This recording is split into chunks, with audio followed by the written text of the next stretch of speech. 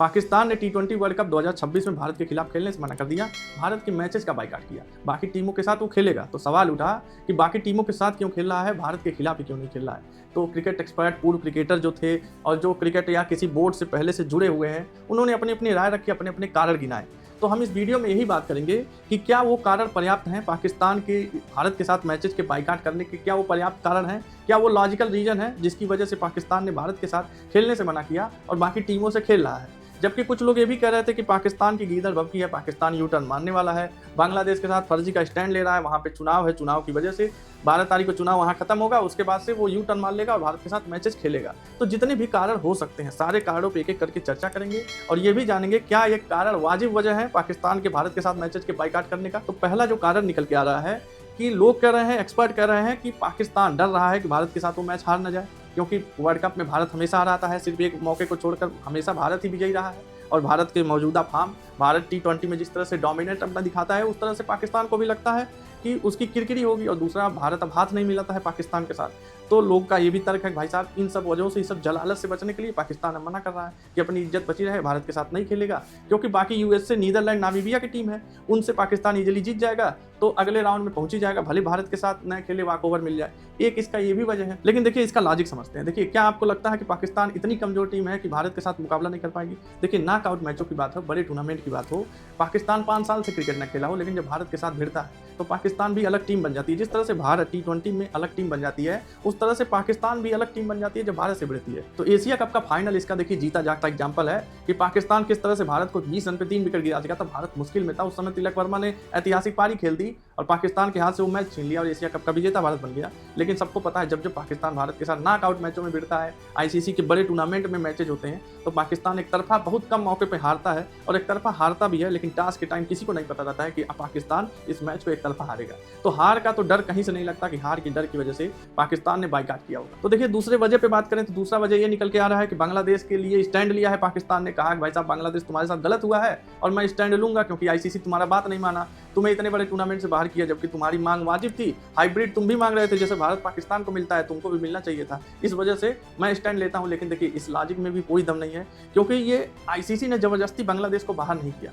बांग्लादेश का जो मांग था, सुरक्षा का मुद्दा था, वो उसमें भी आईसीसी ने चेक कराया, ऐसा कुछ नहीं निकला। दूसरा, आईसीसी उससे भी बाहर नहीं थी। आईसीसी ने बाकायदा वोटिंग कराया। 16 देशों में सिर्फ बांग्लादेश और पाकिस्तान ही इस बात को माने कि हमें श्रीलंका में खेलना चाहिए। बाकी 14 लोगों ने बांग्लादेश के मांग के खिलाफ वोट किया। इसके मतलब ये रहा कि वोटिंग के दौरान 16 देशों में 14 देशों ने इस बात को माना कि आईसीसी सही कर रही है, कोई इसमें गलत आईसीसी नहीं कर रही है। तो पाकिस्तान को गलत चीजों में तो स्टैंड लेगा नहीं। तो देखिए, तीसरे कारण की बात करें तो तीसरा संभावित कारण आता है कि पाकिस्तान चाहता है इस टूर्नामेंट की हाइप को कम करना। लेकिन टूर्नामेंट की हाइप अगर कम होगी तो रेवेन्यू कम होगा, क्योंकि आईसीसी ऐसा तो है नहीं सारा पैसा कमा कर अपने जेब में रख लेगा। रेवेन्यू जो भी उसकी कमाई होगी वो सब में बटेगा, पाकिस्तान भी उसका हिस्सा है, पाकिस्तान को भी मिलेगा।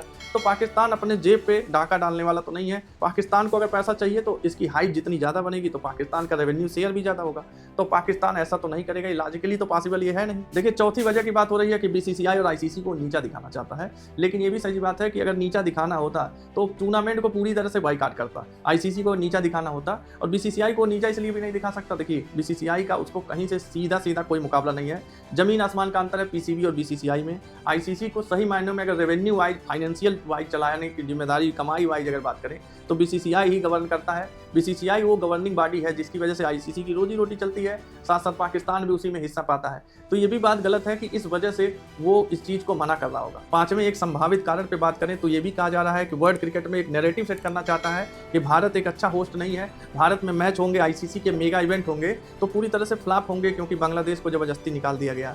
हम मना कर रहे हैं खेलने से, हाइप इसकी गिर रही है, ब्रॉडकास्टर्स को नुकसान हो रहा है, दर्शक उतने नहीं आ रहे हैं, पाकिस्तान के दर्शक कट गए, भारत पाकिस्तान का मैच नहीं हुआ, बांग्लादेश के दर्शक नहीं आए। तो देखिए, ये भी लॉजिक समझ में नहीं आता, क्योंकि वो गुमराह नहीं कर सकता वर्ल्ड क्रिकेट को। देखिए, 16 देशों में अगर 14 देशों ने वोटिंग की बांग्लादेश के फैसले के खिलाफ, तो इसका मतलब है कि सब एग्री करते हैं इस बात से और कोई भी ज्यादती नहीं हुई है। और दूसरा, टूर्नामेंट की हाइप सिर्फ पाकिस्तान के मैचेस से नहीं है, ये भी सही बात है। इंग्लैंड है, ऑस्ट्रेलिया है, साउथ अफ्रीका है, न्यूजीलैंड है, भारत है, तो हमेशा ये लोग, सबको पता होता है ये प्रबल दावेदार हैं। और दूसरी ये भी बात सही है कि पाकिस्तान की जिस तरह से अभी स्थिति है क्रिकेट में, जो परफॉर्मेंस है उसका, उस तरह से कभी ये प्रबल दावेदार टी20 वर्ल्ड कप 2026 का रहा ही नहीं।